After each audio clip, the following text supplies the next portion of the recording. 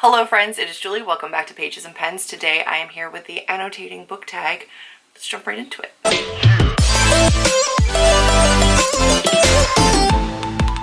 This is an original book tag that was created by Jessie over at Bowties and Books. I adore them, so if you do not already follow them, you should be. Head on over there, check out their channel. But I am a super annotator. I annotate, I want to say out of the physical books that I read, probably upwards of 90% of the books that I read. Even if it's an audiobook, if I have the physical book, sometimes I'll stop the audiobook, run to my physical, and put in a tab. So some of my favorite books are annotated loosely because I read the audiobook, but if I read a physical book, I am annotating a physical book. There are next to no times where I don't annotate unless I start to read and realize this might not be something that I keep on my shelves forever. I annotate the majority of my books. If you look at my spreadsheets and my stats for the year, out of the physical books that I read, I annotate over 90% of them. So this is the perfect tag for me. Jessie nailed it. Very excited to be doing this one. If you can hear a lot of bird song outside, enjoy the relaxing, calming sounds of nature in Pennsylvania. I couldn't make them be quiet if I wanted to. So here we go. The very first question is, do you mark your annotations with flags? Yes, I do. So if you look at any of my annotated books, you'll see that there are tons of page flags, but the flags are not necessarily on every page that's annotated. So these pages are annotated, but there's no flags. Annotated and have flags. The rhyme or reason there, I don't really know, but I tend to annotate with flags. This one's a hard one to see because of the cover, or the spine, but this one, you can see all the different flags in there. And yes, I have them. Here's a couple of my other highly annotated books.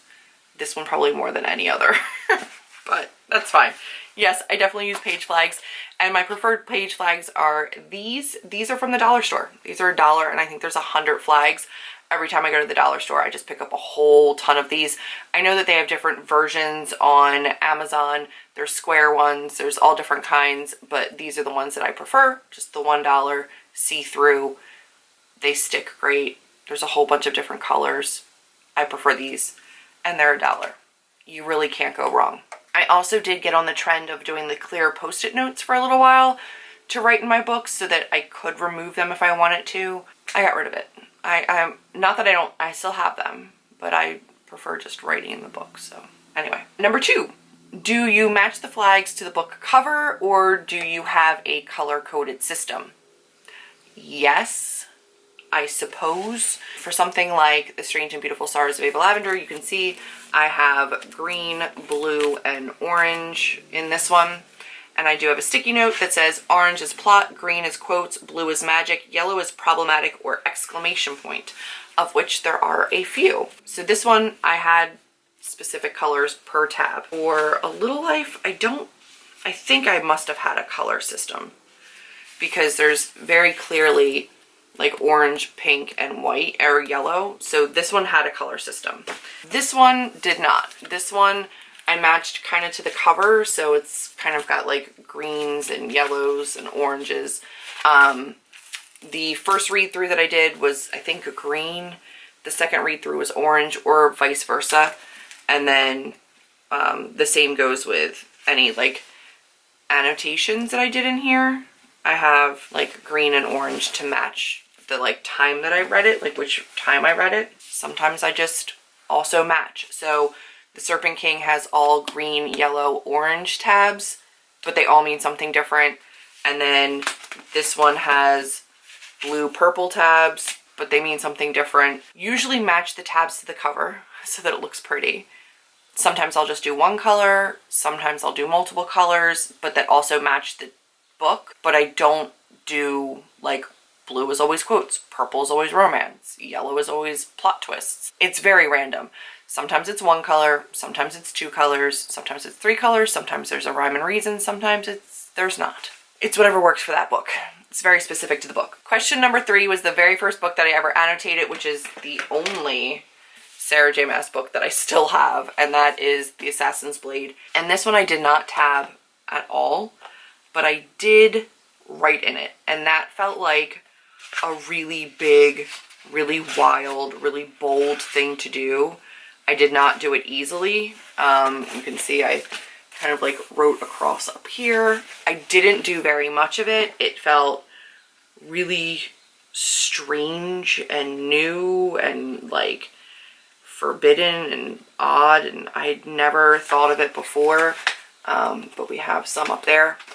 And I've kept this only because it is so sentimental to me that it was the first book that I annotated, because like outside of school and as an adult, that it kind of started me on the idea that my books don't have to be pristine, and that there's value in having my thoughts, opinions, and feelings in the book as I read them. And whether that's for me when I reread them, or somebody else when I pass them on, or a thrift store find, whoever gets my books, hopefully that's something that they can appreciate too, and just see how somebody else feels. So this one I've kept because it's just really kind of sentimental to me, that it started my love of kind of making the books my own and my library my own, and having it be a really personal experience. And then, have I ever been given an annotated book? And the answer is yes, kind of, sort of.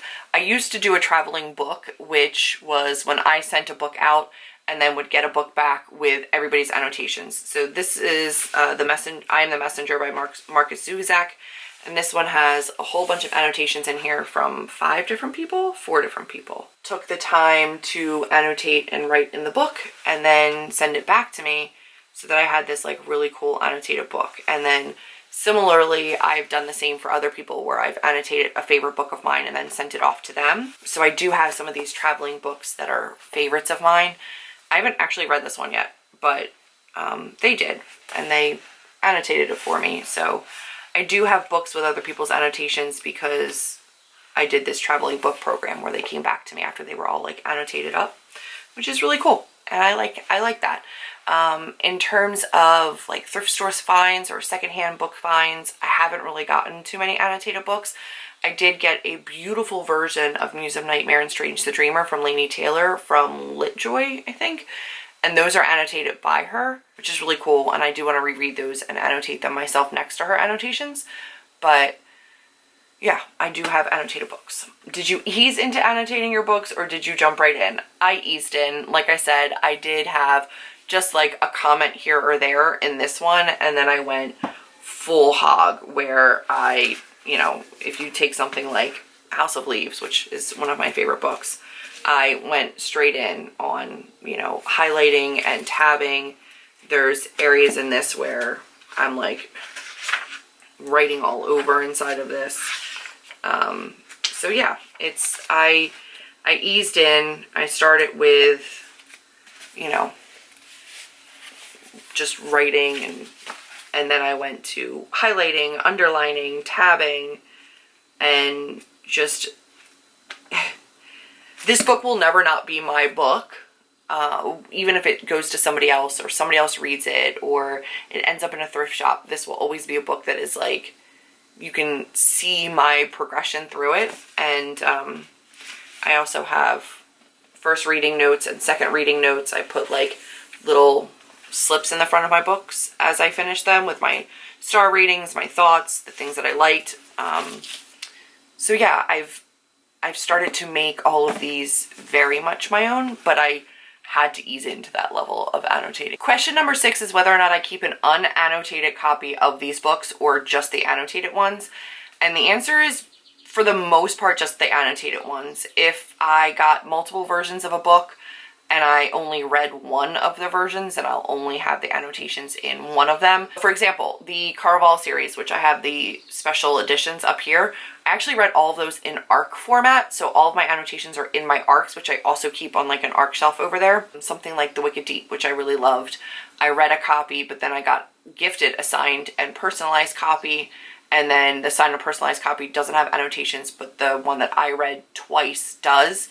I actually just moved all of those annotations over to the signed and personalized one, so that I can use the twice read and heavily annotated version as like a giveaway, a prize, or like something for my channel, just to see if anybody's interested in like having one of my annotated books. If it's a favorite book series, I might have multiple versions of the book. Like my Six of Crows, Crooked Kingdom duology, I have the original ones that I read and annotated, and then also the special edition versions, like the hardback special editions.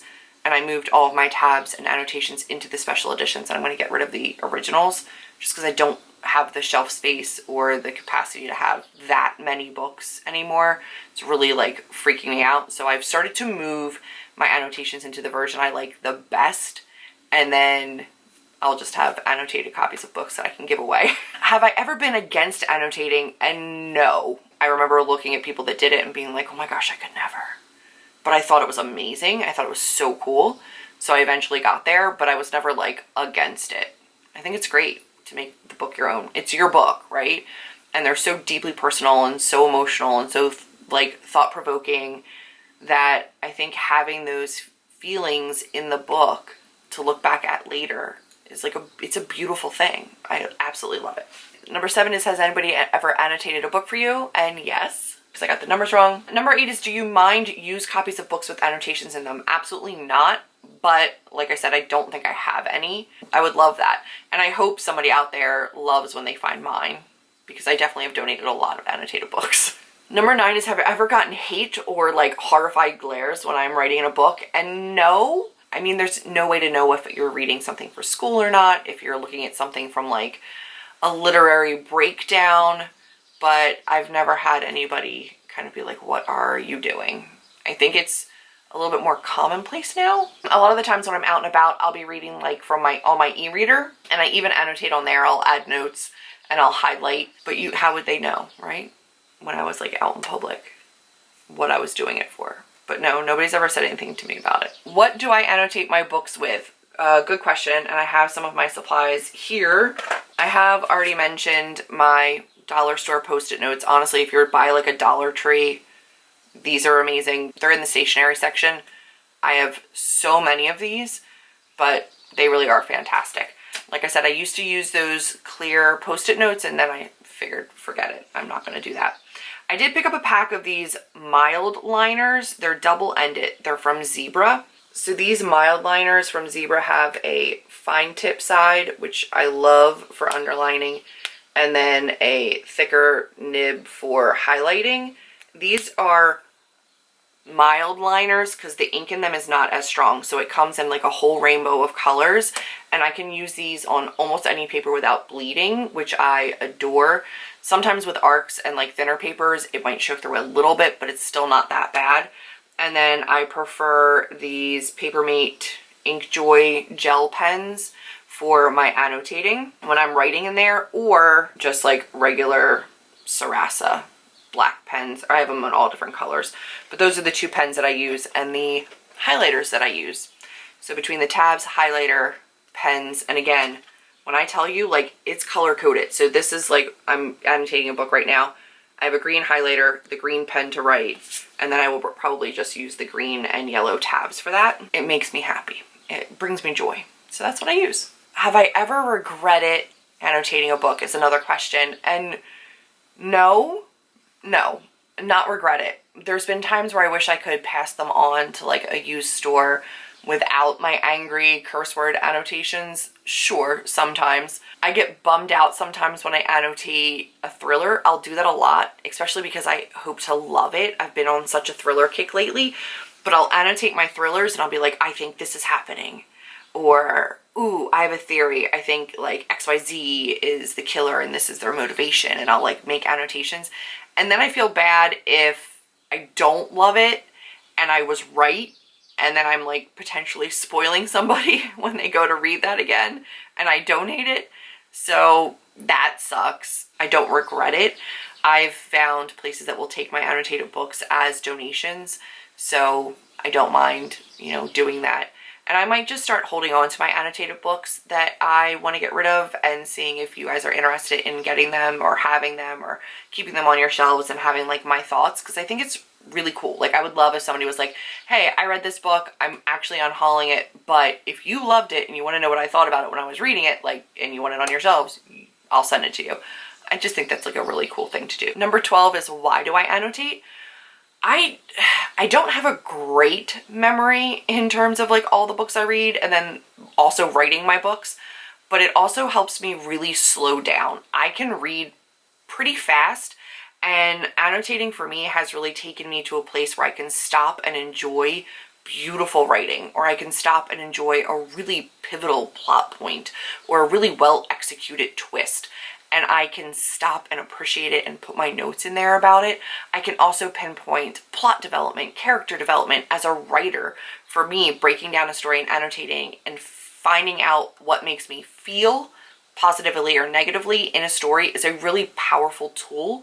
There's like, even as a reader, it just slows me down and lets me kind of really get deep into the story. But from a writer standpoint, it lets me pinpoint exactly what I love and what I might want to try to incorporate in my own writing. It's just a really useful tool for me. It's almost like taking a class. Every time I read a book, I'm able to learn something more about writing and what I love in storytelling.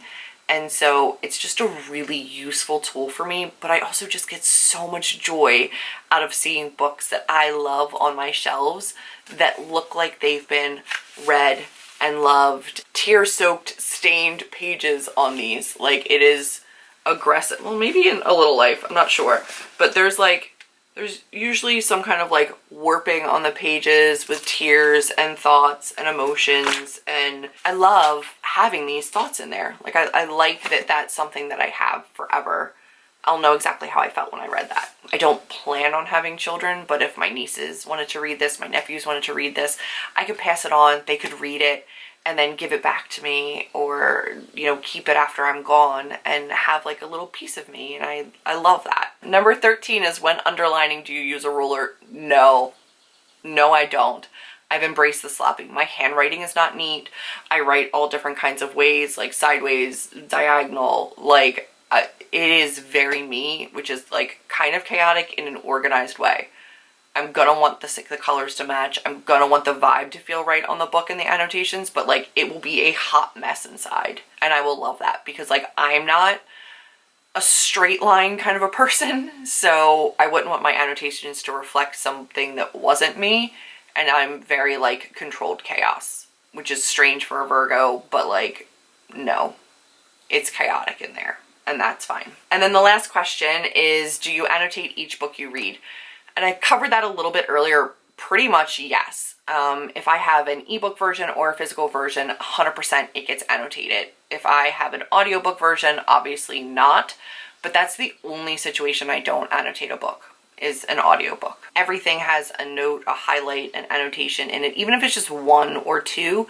Not all of my books might get tags or flags. Some get flags but not underlined or annotated. If I have a feeling I might not love it, I've started to move to just tabbing. And then if I realize by the end of the book that I love it, I can go back through and I can underline exactly what I tabbed in that area. It depends. Like, if I get a vibe, it might be a 3-star read, then I'm probably just going to tab it, not write in it. Everything gets annotated in some way, shape, or form. That is everything for the Annotating Book Tag. Thank you so much to Jessie for creating this. I adore annotating, and I'm going to binge through watching everybody else's, because I love seeing how they do it, and I also love just hearing the reasons why people annotate. I think my approach as a writer is a little bit different than most readers, just because it really does help me hone my own writing to know what works and doesn't in other people's. But overall, absolutely adore annotating my books. I can't foresee a time where I don't do that, and it just brings me so much joy to have those. One of my big projects this year is to take some of my arcs and annotate my notes from my arcs into my finished copies. It's also to go through some of my ebooks that I now have physical copies of and move my annotations from my digital books into my physical books.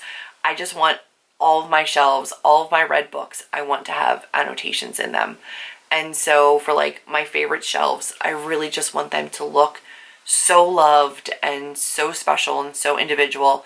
So that's going to be a big project this year, is just moving over all of my annotations into the physical copies of my books from my ebooks and my arcs. That's going to be a big undertaking, but I'm very excited about it. And that is going to be it for this video. If you guys liked it, please do give me a big thumbs up and subscribe if you want to see more content from me. Leave me a comment down below and let me know either your answers to this if you don't have a channel, or give me a link to your video if you've already posted it or you plan on posting it.